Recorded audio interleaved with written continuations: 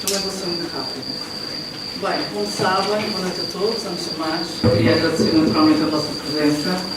Este concerto insere-se num conjunto de concertos ligados à literatura, inspirados em épocas literárias que vimos fazendo desde 2014.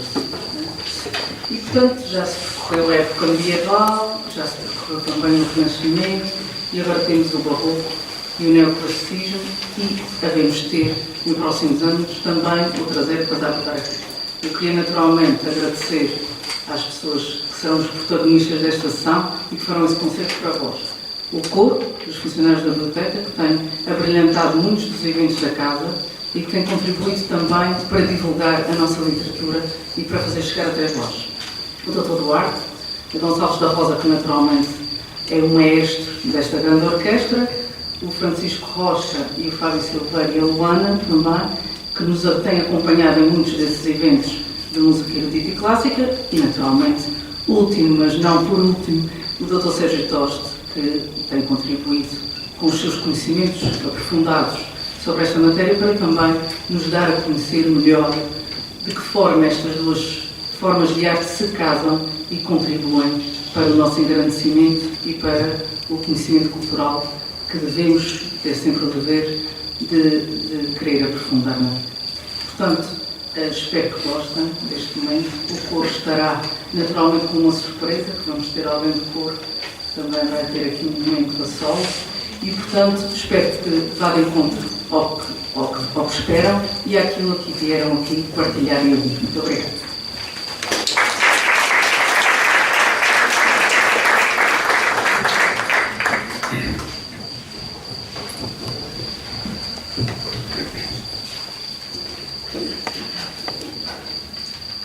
Boa noite, Sra. Diretora, Sr. Diretor Artístico, músicos, funcionários, minhas senhoras e meus senhores. Estamos na mais rica das casas da nossa cidade, rica em história e em mundos. Aqui, para quem sabe escutar com os olhos, como vimos no ano passado, há milhares de vozes antigas e modernas que se cruzam e que nos sussurram palavras sábias, daquelas que nos expandem a mente e o coração. O Labirinto dos Livros é um guia certeiro para a nossa viagem terrena e, quiçá, uma preparação para uma outra viagem ainda mais fascinante e inimaginável, pela qual todos eles, de uma forma ou de outra, suspiram. Este ano ouviremos 3 poemas do período chamado Barroco, época histórica que se centra essencialmente no século XVII e meados do século XVIII, como sabem. Para nós portugueses é o tempo da restauração da independência e de nomes imprescindíveis da nossa cultura, como o do Padre António Vieira. Também ouviremos 3 poemas neoclássicos e 3 poemas já pré-romanos. O Barroco, muito conotado pelos estudiosos com a chamada Contra-Reforma Católica depois do Concílio de Trento, é de facto uma grande expressão do catolicismo, ainda que não se esgote aí. O Deus, feito carne humana em Jesus de Nazaré, prolongou-se pela história dos homens na sua Igreja. A arte, suscitada e alimentada pela fé da Igreja, é em grande medida a habitação do Deus humanado entre nós. Um templo, um quadro, uma peça musical, um romance ou um poema que dialoguem com a revelação divina em Cristo são uma atualização da sua encarnação. Épocas há em que essa relação é umbilical e explícita, como no Barroco, Outras, como a nossa, a relação estabelece-se de forma curiosa e fascinante por uma ausência sempre presente, por uma fome e ferida em relação ao sagrado, que são ainda a busca do sagrado, mesmo no meio da rejeição ou da sátira. Quem lê autores como Saramago ou Gonçalo Tavares, por exemplo, entre muitos outros, sabe bem que é assim. Não se estranhe, portanto, que haja muitas referências religiosas nos textos que ouviremos e que eu procurarei comentar. O primeiro poema que vamos ouvir é de Jerónimo Bahia, um monge beneditino professo na casa de São Martinho de Tibães. O monumento ainda hoje existe, mas está vazio de frases, que é um dos nossos grandes poetas barrocos. Morreu em 1688. Dedicado ao Menino Jesus em metáfora doce, é um belíssimo exemplo da terna liberdade do catolicismo português, tão íntimo de Deus e dos santos, tão familiar e bem-humorado, tão humano numa palavra. Num primeiro momento, há um diálogo entre um vendedor e um comprador. Alguém oferece fruta doce, um manjar divino, um doce infinito. Curioso, o possível comprador depara-se com um infante lindo envolto em mantilhas. Tal prodígio e mistério são explicados na segunda parte do poema.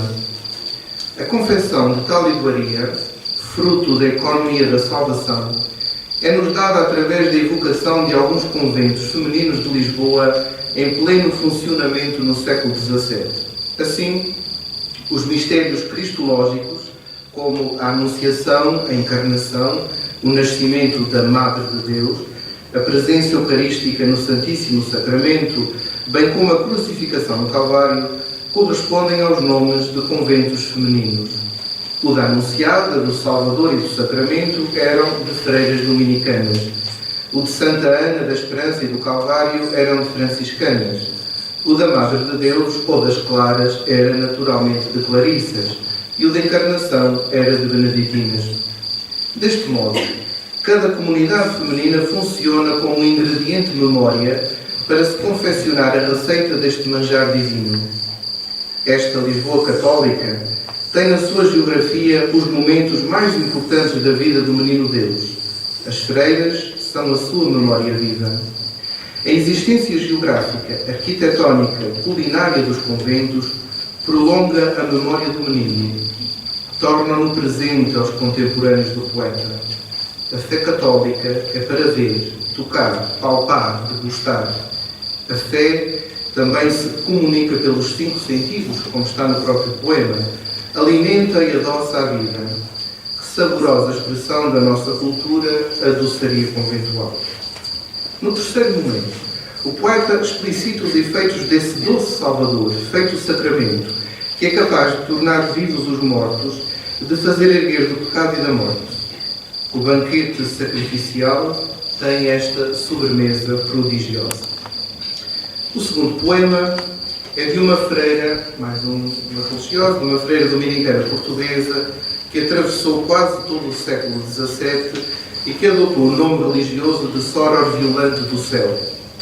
Foi poetisa famosa no seu tempo, com vasta obra, tendo frequentado a corte e academias literárias.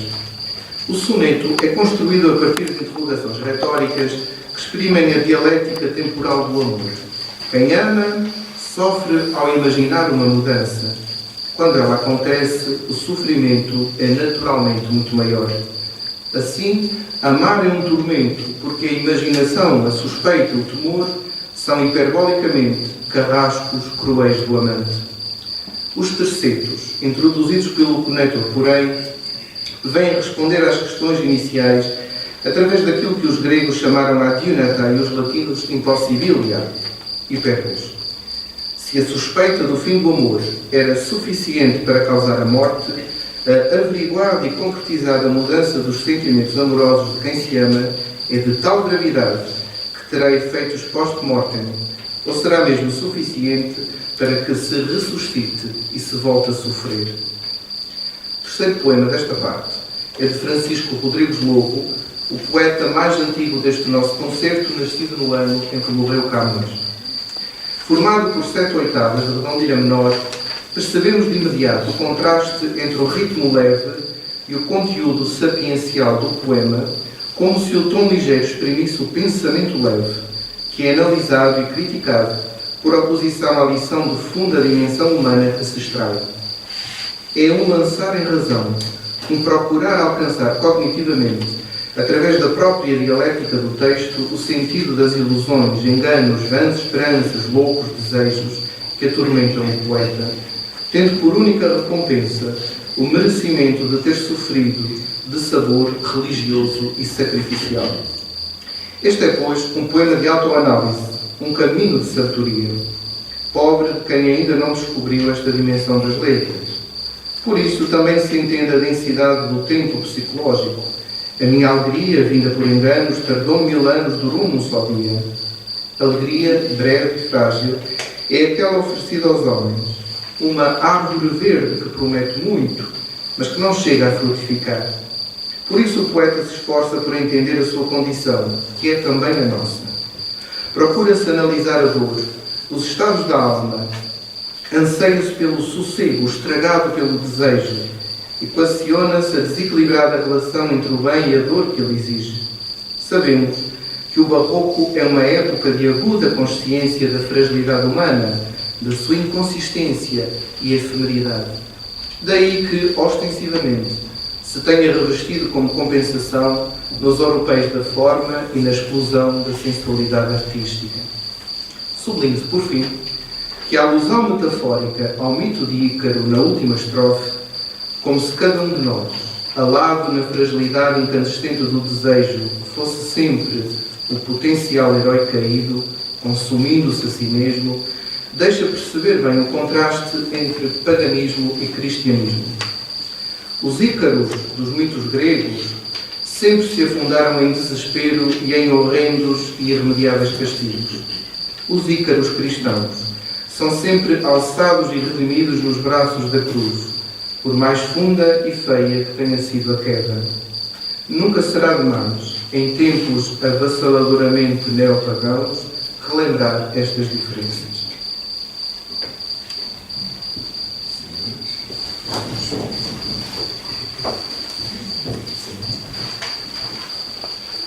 Só explicar uma coisa. Como bem disse o comentador, portanto, há aqui um diálogo entre o vendedor e o comprador. O vendedor aqui vão ser as sementes, que são as freiras, não conseguem o véu, mas vão fazer das freiras dos conventos de Lisboa, e o barítono de Fábio Silveira será o comprador. Também alerto para o seguinte, para depois não vá alguém vá ao tribunal como António Carreira. A peça, portanto, eu escrevi, é inspirada no tema do Tantum Ergo. É inspirada, vão ouvir de vez em quando Tantum Ergo. Mas pronto, não é propriamente plágio. A segunda parte do comprador será mais ao estilo palaciano, ao estilo com coloratura, com ar mais profano. Portanto,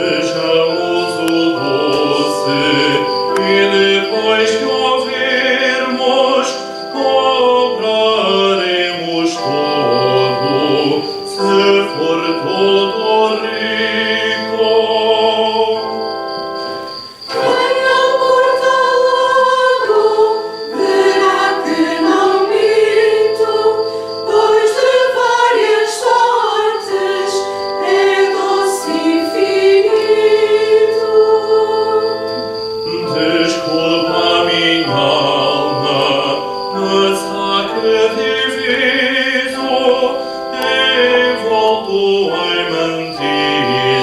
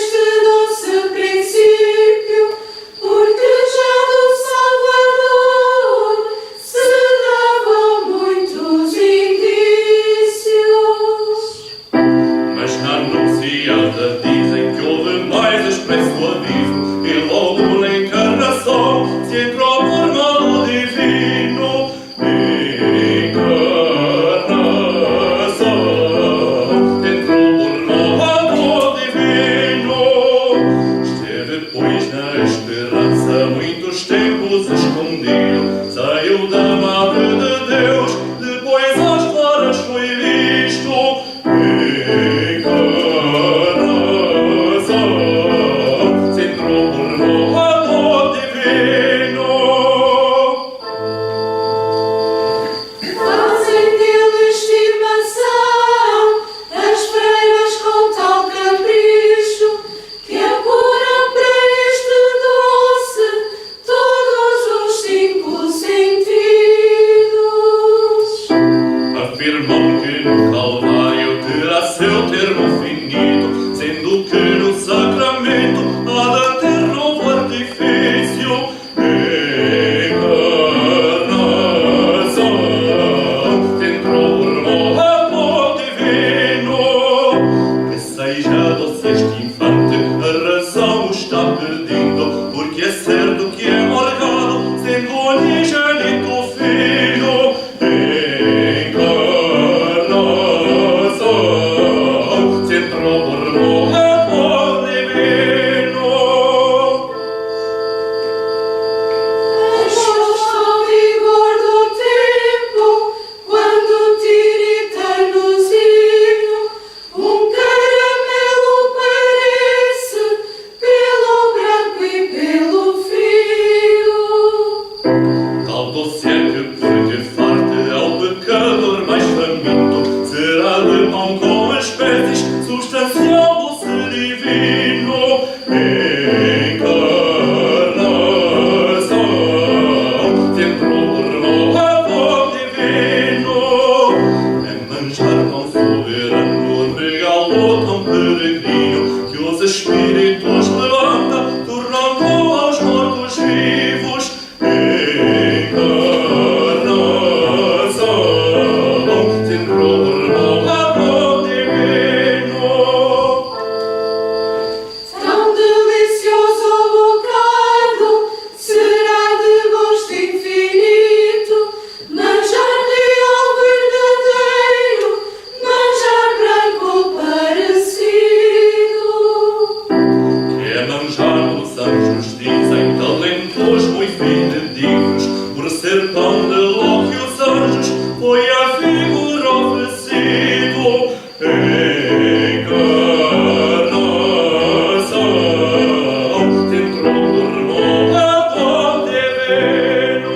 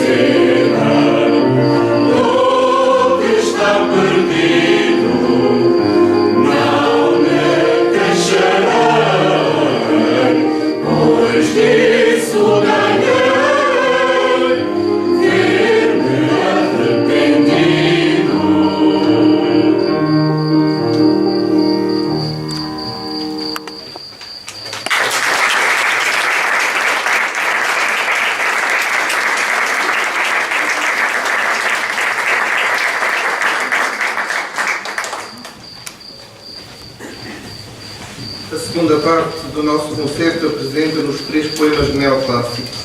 Como se sabe, o neoclassicismo procura ser, em parte, a expressão literária do iluminismo, recuperando formas, temas e géneros do classicismo. É uma poesia que procura a justa medida, a ponderada contemplação da natureza, o autodomínio, a racionalidade luminosa perante a realidade. Em Portugal temos nomes importantes como Correia da Ação, Tomás Vingre, a Marquesa de Alorna, Filipe Elísio, Bocage, etc. O conhecido soneto de Bocage, Olha Marília, a flauta dos pastores, é uma festa dos sentidos. Nele tudo é minuciosamente convocado para formar um idílio, ao mesmo tempo estático e cinético, integrado na composição clássica do locus amenus. O eu poético convoca um tu, Marília, através do imperativo, do vocativo, dos deíticos e das interrogações retóricas, guiando a amada através da cena descrita para que dela não perca nenhum dos doces pormenores. Em primeiro lugar, ela deve olhar, no sentido de dar conta de escutar, a música dos pastores. Soam bem e vão cadentes, isto é, com ritmo e agradável melodia, as agrestas avenas dos pastores, levando-nos de imediato para o reino idealizado do bucolismo, onde o contacto com a natureza sara todos os males humanos, mormente aqueles que na cidade se padecem, que é o lugar do caos e do egoísmo das turbas. Por outro lado, não é estático o quadro. O ritmo da música prolonga-se, os zéfiros fazem mover as flores, os amores beijam-se e voam abelhas e borboletas. No último terceto, há uma recoleção de todos os elementos aludidos no pronome tudo e um plano geral, o alegre canto, a manhã tão clara. O poeta faz depender a beleza contemplada da presença de Marília. No entanto, a oração subordinada condicional, se não vira, deixa no ar uma terrível hipótese. Sem ela, toda aquela festa da natureza causaria ao poeta mais tristeza do que a própria morte. Bem sabemos que se trata de uma hipérbole para exprimir o seu amor, mas é muito significativo que um poema tão cheio de vida termine com uma alusão à morte. Mas nós, humanos, sabemos bem que toda a beleza que contemplamos é enquadrada sempre por esta negra moldura. O quinto poema é um apólogo da Marquesa de Alorna, Dona Leonor de Almeida, Portugal, de Lorena e Lencastre, nascida em 1750 e falecida em 1839, batizada literariamente com o nome de Alcipe. É uma autora que ilustra a transição entre o neoclassicismo e o pré-romantismo e um grande espírito da cultura portuguesa. Lembremos que é um longo romance sobre a juventude da Marquesa de Alorna, da autoria de Maria Teresa Horta, sua descendente, intitulado As Luzes de Leonor. Semelhante à fábula, o apólogo recorre a seres não humanos para deles extrair uma lição de vida que sirva aos homens. Neste caso, temos um pintacilgo imprudente que se desviou do seu ninho e foi seduzido pelo canto do roxinol. Enliado em falsas promessas, morreu de fome à espera de que a outra ave, talentosa e perversa, com ele partilhasse o grão. Muitas são as lições a tirar deste texto tão simples. É um convite a não nos desviarmos do nosso caminho, a aceitar a nossa condição, sem nos metermos por bosques sombrios. Prudente será também sermos criteriosos em relação às promessas que nos fazem, exercitando a resistência às insídias e meneios retóricos de quem tem muita lábia e pouca humanidade. São claras lições políticas, portanto. Mas não for o adjetivo imprudente usado logo no início do texto, poderíamos até considerar que o poema se refere ao poder da arte. Alguém morre de fome simplesmente porque não consegue quebrar o sortilégio avassalador do canto. Assim, haveria um desprezo pelas coisas materiais e comezinhas e uma valorização da aventura e da arte. O roxinol, neste caso, seria um Orfeu alado e letal, e o pintacilgo a vítima da beleza e da perfeição. O sexto poema, também da Marquesa de Alorna, é de uma delicadeza admirável. O sujeito poético contempla a beleza da noite a partir do recolhimento do seu jardim. Tudo é serenidade, mansidão, murmúrios, locus amenus de novo, e exaltação simbólica da natureza dominada pelo homem, éden doméstico e acolhedor, expressão do equilíbrio entre a razão humana e a sua capacidade de ordenação. Não por acaso, Ricardo Reis, numa ode, fará esta referência perfeita, cito: só o ter flores pela vista fora, nas áureas largas dos jardins exatos, basta para podermos achar a vida leve. Note-se que Jardins Exatos é um símbolo notável do próprio classicismo e neoclassicismo. A razão arquiteta a configuração da natureza para dela tirar sereno proveito. Os jardins românticos terão uma configuração totalmente diferente, imitando a desordem natural. Mas o ser humano, como sempre, nunca está perfeitamente integrado nem em paz com a natureza, mesmo que a tenha modificado a seu talante. As frescas águas do rio acordam as ideias do sujeito poético, apesar de os ventos terem adormecido por antítese. O estro, a inspiração, a imaginação artística, são incendiados pela beleza. Enquanto o mundo sossegue e descansa, o homem, o poeta ou a poetisa estão despertos, inquietos, perturbados. Mas falta ainda um passo. Confessa-se, na última quadra, que perante a tentativa de lançar mão à lira, isto é, de escrever um poema, são apagadas as esperanças e irrompem cruéis lembranças, brotando o choro em vez do canto. Deliciosa e atormentada ironia. Como estamos com o poema à nossa frente, afinal o canto foi possível, apesar da dor, embora se diga que não. Todo este jogo de sentidos é-nos bastante familiar. A razão-consciência e a realidade mantêm uma relação muito problemática. O pensamento é como uma cortina de ferro que nos corta a relação com o mundo e impede uma natural integração. Por isso, pensar é sofrer, como desenvolverá exaustivamente Fernando Pessoa, como sabemos. Assim, a arte é a cura possível deste trauma. Sendo viável o canto, porque o temos connosco, acreditamos que terá havido solares e refrigério, por muito atormentadas que fossem as cruéis lembranças, provavelmente despertas pela própria inspiração poética.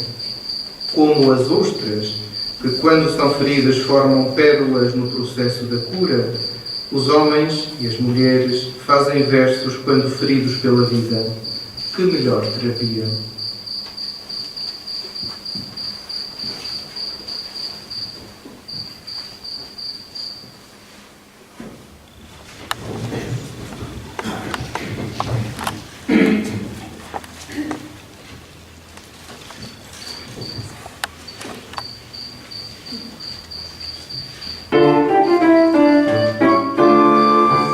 Olha, Marília, as fotos dos meus flores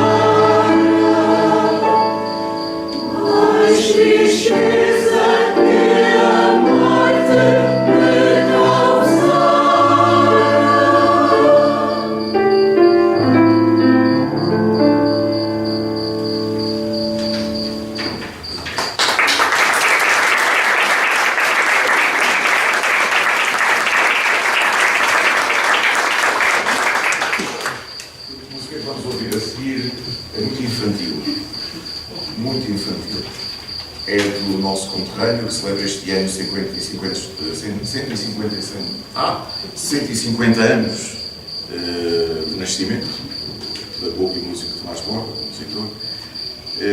E é curioso, neste concerto temos algumas peças deles, já ouvimos uma modinha, um estilo modinha, por acaso esqueci de anotar para o programa, mas o Bem Cardi foge uma modinha. Vamos ouvir uma canção erudita de câmara no fim do vocais, cheia de densidade. Vamos ouvir também uma mais religiosa, até inspirada num salmo, como vai dizer o Dr. Sérgio. Esta é uma música para crianças, aliás, ele passou a sua vida toda. Aliás, há um escrito dele que diz que o Teófilo Braga tinha dito: você deve escrever um redel, um Stabat Mater, uma peça de... Ele disse: eu passei a vida a escrever canções para a rapaziada. Porque ele tinha um projeto educacional que era, através da arte e da música, promover a formação integral das pessoas, o desenvolvimento da sua personalidade, o desenvolvimento do seu caráter, o apuramento do seu caráter. E conseguiu, era amigo do Teófilo Braga e do Manuel Arriaga, e conseguiu levar essa reforma avante, fez os manuais, e compôs realmente muita música para as escolas. E teve esta particularidade interessantíssima, que foi musicar os nossos poetas com estas músicas muito simples para crianças, desde os trovadores até, enfim, até isso que ele ainda há um poema de Miguel Torga que é musicado por ele.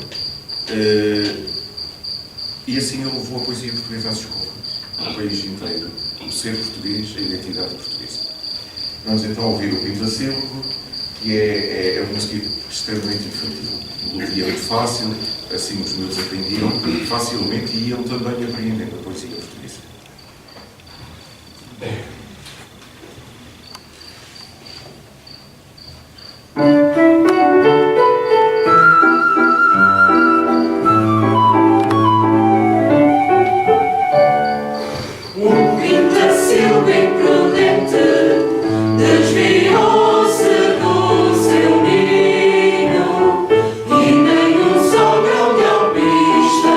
Encontrou pelo caminho.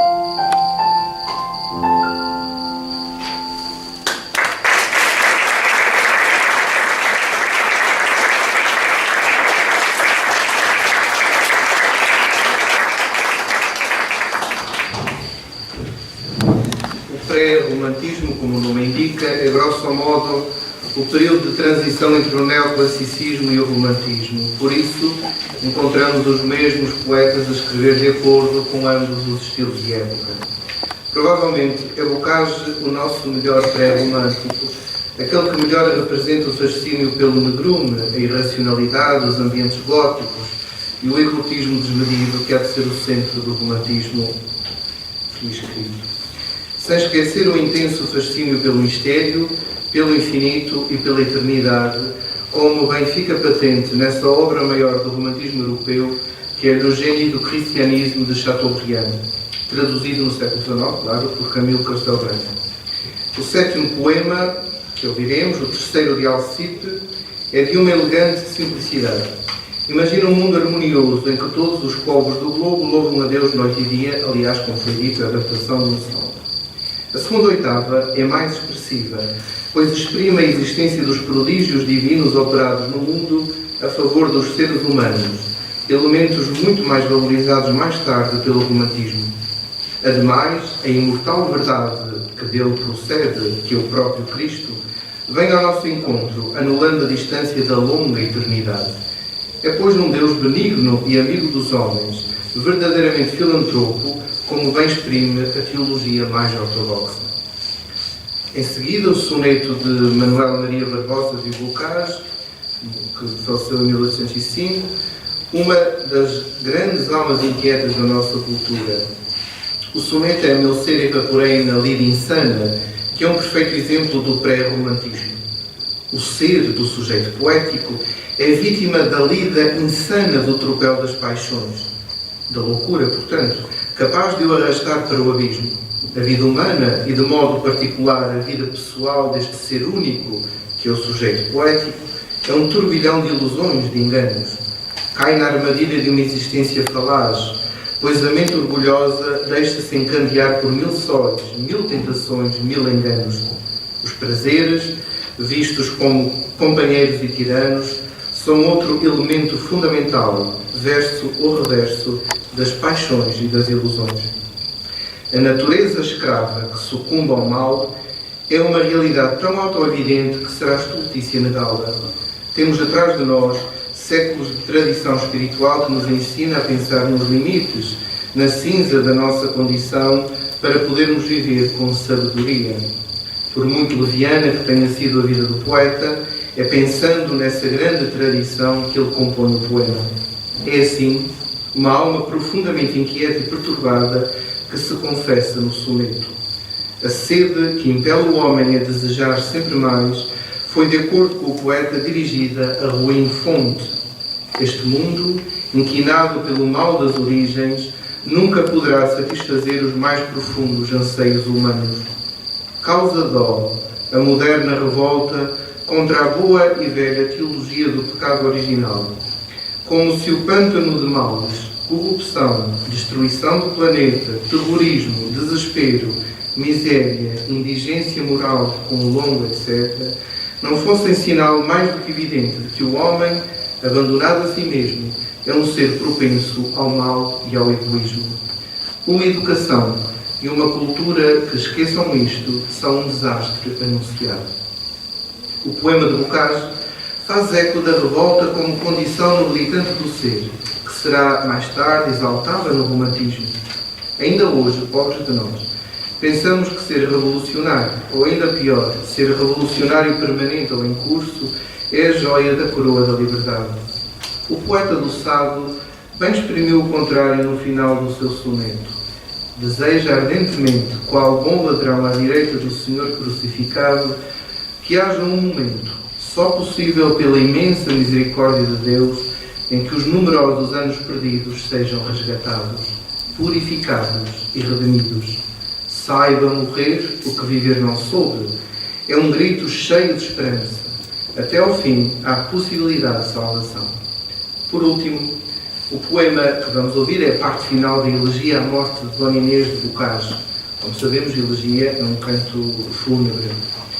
Não será preciso salientar a riqueza do tema dos amores de Pedro e Inês, elemento tão forte e fulgurante da nossa cultura. Todos nos lembramos das páginas que Fernão Lopes a ele consagra, do episódio de Inês de Castro nos Lusíadas, do romance Adivinhas de Pedro e Inês de Agostina, da poesia de Rui Belo, de Miguel Torga, etc. Toldam-se os ares, murcham-se as flores, morrei amores que Inês morreu. O cosmos repercute o luto desse acontecimento tremendo. Os ares, as flores e os amores são destruídos, porque lhes faltou a fonte da vida, a própria Inês. E até o chão tremeu, como na morte do Salvador. As aves sinistras e os lobos também entram nesse cenário de morte, como símbolos das trevas, da barbárie, do irracional, que aparentemente triunfou sobre a beleza apolínea da bela galega. A amada de Dom Pedro, de facto, é um numen loiro, uma deusa loira, tem face divina, conspurcada por esse bárbaro insulto, fruto da crueldade dos homens e da política. No entanto, enquanto houver memória verdadeiramente humana e humanizada, já sabemos que o triunfo é sempre da justiça e da beleza, pelo menos no reino do mito e no poema.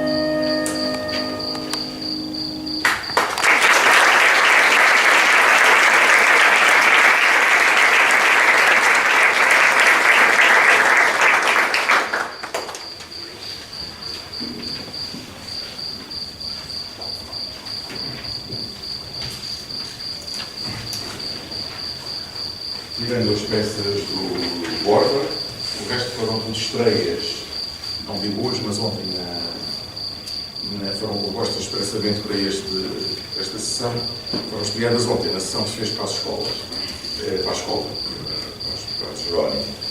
Esta é do nosso pianista.